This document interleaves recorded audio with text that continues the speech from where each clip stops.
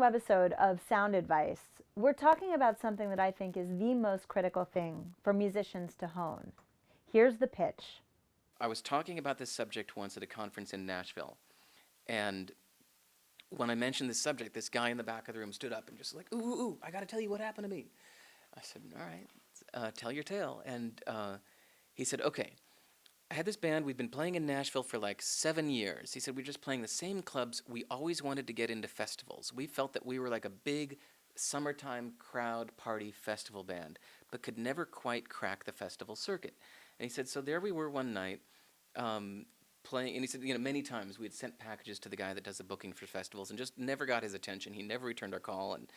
And said one night we're playing some kind of dive bar, and in between songs, this drunk dude comes up to the stage and says, you know what you are? You guys are hillbilly flamenco.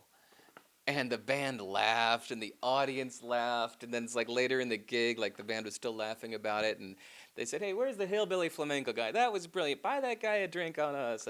And at the end of the show, they asked the audience, like, what was that phrase again? And the audience goes, hillbilly flamenco.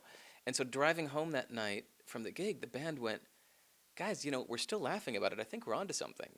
And so they said, let's try this as an experiment. From now on, when anybody asks us what kind of music we make, let's say hillbilly flamenco. People seem to like that answer.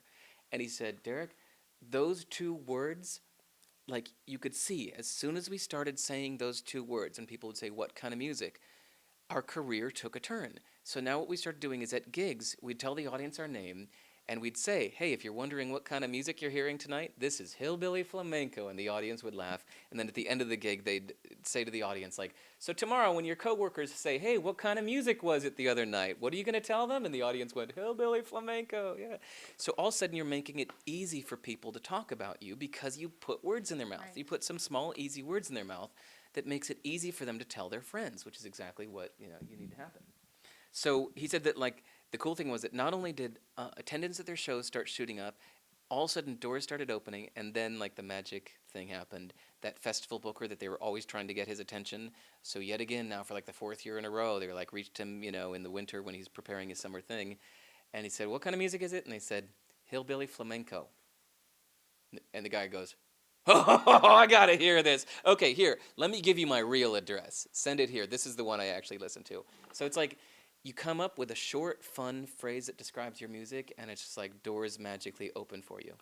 Not only that, but what that story implies also is not everybody's going to love you. And that's something that I see artists struggle with all the time. I think there's a little bit of fear around, well, what if people don't like jazz and we're really jazzy, but we want them to listen to us? For years, I represented ska bands during the third wave of ska. I represented all of the ska bands. And what began to happen was ska took a turn. It wasn't as popular. And one of my bands called me one day, and they're a total ska band. And they said, from now on, don't use the word ska. I was a booking agent, by the way. I think their name was had ska all over. Anyways, it was ridiculous. It was like, well, what do you mean? You can't be worried about being trendy or offending people because not everybody likes everything. And so hillbilly flamenco is genius. And if you don't like flamenco music, you might not like this band, and that's okay. Mm-hmm. Because there's a lot of people that think that's funny and clever, and they get it immediately. So when you're honing your pitch, screw them. Think about what you like, what speaks your truth, and don't try to be a little bit to everyone. I think that's where artists get a little lost. I have a great tip about where to go to hone your pitch. It's an amazing website called 15 Second Pitch, 15secondpitch.com. It's completely free. You log in, and you can actually create your very own pitch.